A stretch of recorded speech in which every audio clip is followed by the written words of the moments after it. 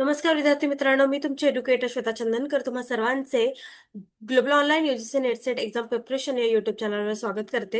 UGC net exam 2025 यासाठी आपण prepare करतो आहोत आणि पेपर 2 विषय मराठी यामध्ये आपण कादंबरी पुस्तक आणि कथासंग्रह ही सिरीज सुरू केली होती आणि यामध्ये आपण कथासंग्रह घेतो आहोत. 100हून अधिक कथासंग्रह आपण इथे अभ्यास केलेले आहे. आता आपण समोर पुन्हा वाढतो आहोत. अ, हे जे महत्वाचे प्रश्न आहेत ते भरपूर विचारले जातात यूजीसी नेट आणि सेटमध्ये, त्यामुळे हा महत्वाचा ठरतो. आज हा पार्ट 8 आहे. त्यामुळे याच्यामुळे तुम्ही अंदाज लावू शकता आपण किती जरी कथासंग्रह घेतलेले आहे. आणि तुम्ही नक्की नोट्स काढा याच्या आणि छान अभ्यास करा. येत्या 27 ऑक्टोबर पासून आपण नवीन बॅच सुरू करतो आहोत. जर का तुम्हाला इनरोल करायचं असेल तर दिलेल्या नंबरवर तुम्ही संपर्क करू शकता किंवा ग्लोबल ऑनलाईन प्ले स्टोअरवरून डाउनलोड करू शकता. ग्लोबल ऑनलाईन आपल्यासाठी घेऊन आले आहे पेपर 2 विषय मराठीचा संपूर्ण कोर्स, ज्यामध्ये तुम्हाला पेपर 1 मोफत मिळणार आहे, सोबत रेकॉर्ड आणि लाईव्ह क्लास मिळणार आहे, पूर्ण 10 युनिटचे पीडीएफ नोट्स मिळणार आहे, 20 अधिक टेस्ट मिळणार आहे पूर्ण अभ्यासक्रमावर आणि घटकानुसार सुद्धा. त्यामुळे नक्की याचा फायदा घ्या. आणि याची जी फीज आहे 10,000 रुपये, पण खास तुमच्यासाठी 8,000 रुपये असणार आहे. त्यामुळे नक्की नक्की अभ्यासाला लागा आणि आजच एनरोल करा. My courses global online app download केल्यानंतर माय कोर्सेसमध्ये गेल्यानंतर तिथे मराठी लिहा. तुम्हाला अशा पद्धतीचे कोर्सेस दिसणार आहे. त्यामध्ये यूजीसी नेटसेट मराठी 2025 हे दिसल्यानंतर इथे पब्लिश कोर्स करा. त्यानंतर तुम्हाला कंटेंटमध्ये जायचं आहे. बघा, कंटेंटमध्ये MS SET 2025 paper 1, NET SET paper 2, revision crash course, mock test, PYQ test, unit wise test, असं सगळं तिथे तुमच्यासाठी अवेलेबल आहे. त्यामुळे नक्की अभ्यास करा. चला, थांब हा कथासंग्रह कोणाचा आहे चला सांगा बघू. वि. स. खांडेकर, याग जोशी, वपू काळे, दमा मिरासदार. थांब हा कथासंग्रह कोणाचा आहे?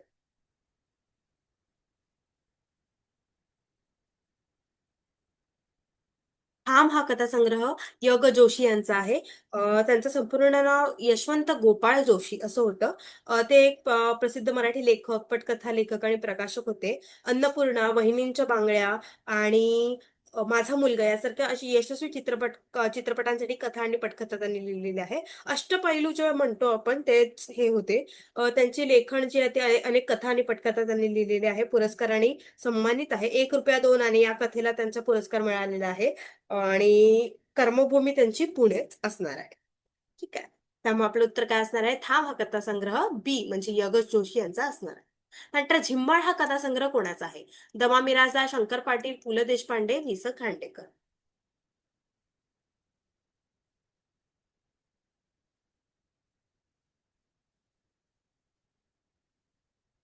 झिम्माळ हा कथासंग्रह आहे दमा मिरासदार यांचा.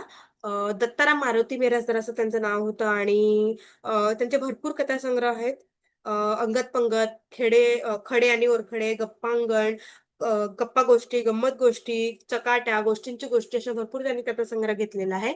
आपण जी साहित्यिकांची सिरीज सुरू केली होती त्यामध्ये आपण दमा मिरासदार यांचं पूर्ण घेतलेलं आहे की त्यांनी काय काय लिहिलेलं आहे, त्यांचं साहित्य पूर्ण प्रकाशित साहित्यांबद्दल मी सांगितलेलं आहे. त्यामुळे ते सुद्धा तुम्ही जाऊन चेक करा. आणि झिम्माळ हा कथासंग्रह कोणाचा असणार आहे? तर मग आपलं उत्तर आहे ए, दमा मिरासदार. त्यानंतर वेल हा कथासंग्रह कोणाचा आहे? वपू काळे, साने गुरुजी, गदी माडगुळकर, वि. स. खांडेकर. चला सांगा बघू.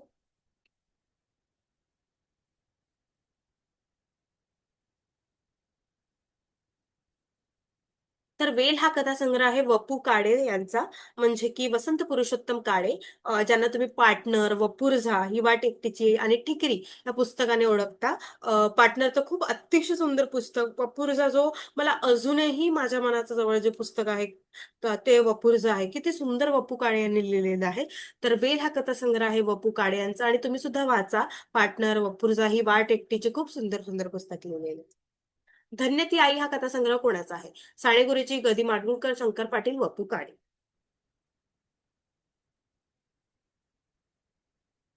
तर धन्य ती आई हा कथासंग्रह आहे साने गुरुजी यांचं. आपल्याला माहिती आहे 80 पेक्षा जास्त पुस्तके यांनी काढलेली आहे. श्यामची आई जे पुस्तक आहे ते यांचंच आहे. त्यामुळे धन्य ती आई हा हे सुद्धा पुस्तक त्यांचं असणार आहे. ठीक आहे. तेव्हा आपलं उत्तर असणार आहे ए, साने गुरुजी. नंतर ती फुलराणी हा कथासंग्रह कोणाचा आहे? पु ल देशपांडे, विजय तेंडुलकर, गदी माडगुळकर, दमा मिरासदार. ती फुलराणी ते इतका सुंदर असं हे आहे, आपल्या सगळ्यांनाच माहिती आहे ते कोणाचं आहे. कुणाचं आहे ते? पु ल देशपांडे यांचे ती फुलराणी आहे. ते भाषांतरित रूपांतरित आहे ते कथासंग्रह पु ल देशपांडे यांचं. पुरुषोत्तम लक्ष्मण देशपांडे असं त्यांचं पूर्ण नाव आहे. आणि लोकप्रिय मराठी विनोदी लेखक म्हणून ते सुद्धा ओळखले जातात. त्यांचं जे अक्षर आहे ते फॉन्ट मधून सुद्धा आलेलं आहे मराठीला. ते सुद्धा तुम्ही एकदा बघा. ठीक आहे. तर ती फुलराणी हा कथासंग्रह पु. ल. देशपांडे यांचा असणार आहे. नंतर गावाकडचं जीवन हा कथासंग्रह कोणाचा आहे? शंकर पाटील, दमा मिरासदार, वि. स. खांडेकर, गो. नी. दांडेकर. जेव्हा अशा पद्धतीचा काही प्रश्न येतो तेव्हा आपण बघायचो ऑप्शनमध्ये की कोणी ग्रामीण साहित्यकार आहेत का. गावाकडचं जीवन म्हटल्यावर आपण एकंदरीत ग्रामीण साहित्य आहे अशा पद्धतीने हा विचार येतो. तर शंकर पाटील जे आहेत ते ग्रामीण साहित्यकार आहेत. त्यामुळे आपल्याला हे एक लॉजिक जे म्हणतो आपण प्रश्न उत्तर सॉल्व्ह करताना, एमसीक्यू सॉल्व्ह करताना जे आपण लॉजिक लावतो ते अशा पद्धतीने लावलं जातं. ठीक आहे. तर गावाकडचं जीवन हा कथासंग्रह कोणाचा असणार आहे? शंकर पाटील यांचं असणार आहे. ते ग्रामीण साहित्यकार आहेत. त्यांनी भरपूर असं लेखन केलेलं आहे. ठीक आहे. त्यानंतर अमृतवेल हा कथासंग्रह कोणाचा आहे? वि. स. खांडेकर, य. ग. जोशी, ग. दी. माडगूळकर, साने गुरुजी. तर अमृतवेल जो आहे तो पण एक असा सगळ्यांना माहिती असणारा एक कथासंग्रह आहे जे भरपूर लोकांनी वाचलेला सुद्धा आहे. तर अमृतवेल हा कथासंग्रह वि. स. खांडेकर यांचा आहे, म्हणजे विष्णू सखाराम खांडेकर यांचा आहे. मराठी कादंबरीकार ते होते, लेखक होते. त्यांचे भरपूर प्रकाशित साहित्य आहेत. अजून येतो वास फुलांना, अमृत, अमृतवेल, अविनाश, अश्रू, अश्रू आणि हास्य, उशाप, कल्पकता, कांचनमूर्ख असं भरपूर त्यांनी क्रोंचवध हे सुद्धा पुस्तक खूप सुंदर आहे. त्यामुळे तुम्ही नक्की वाचा. अमृतवेल हा कथासंग्रह कोणाचा आहे? वि. स. खांडेकर यांचा आहे. दुधाची बाटली हा कथासंग्रह कोणाचा आहे? दमा मिरासदार, शंकर पाटील, वपू काळे, वि. स. खांडेकर. दुधाची बाटली हा कथासंग्रह कोणाचा आहे?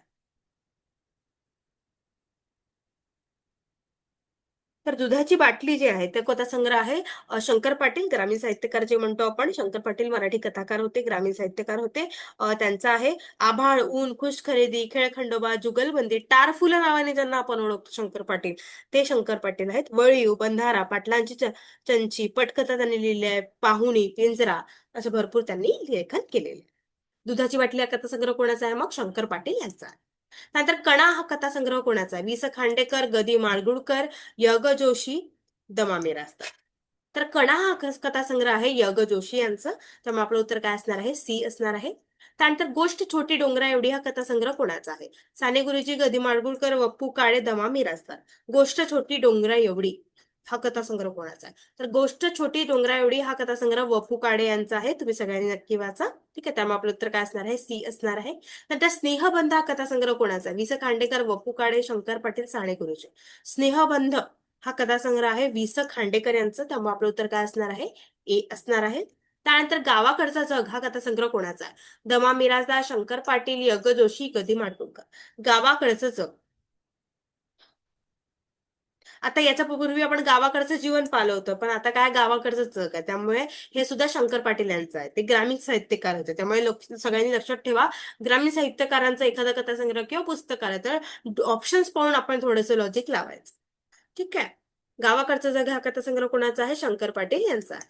नंतर वारा सुटला हा कथासंग्रह कोणाचा आहे? दमा मिरासदार, वपू काळे, कधी माडगुळकर, वि. स. खांडेकर. तर वारा सुटला हा कथासंग्रह आहे दमा मिरासदार यांचा. त्यामुळे आपलं उत्तर काय असणार आहे? ए असणार आहे. दत्ताराय मारुती मिरासदार. ठीक आहे. गावकथा हा प्रसिद्ध कथासंग्रह कोणाचा आहे? शंकर पाटील, दमा मिरासदार, गदी माडगुळकर, साने गुरुजी. तर गावकथा माडगुळकर सुद्धा लिहिलेले आहेत त्यांनी भरपूर हे. ठीक आहे. तर त्यामुळे ते पण सुद्धा बघा. गावकथा जे आहे ते गदी माडगुळकरांचं, शंकर पाटलांचं नाही. ठीक आहे.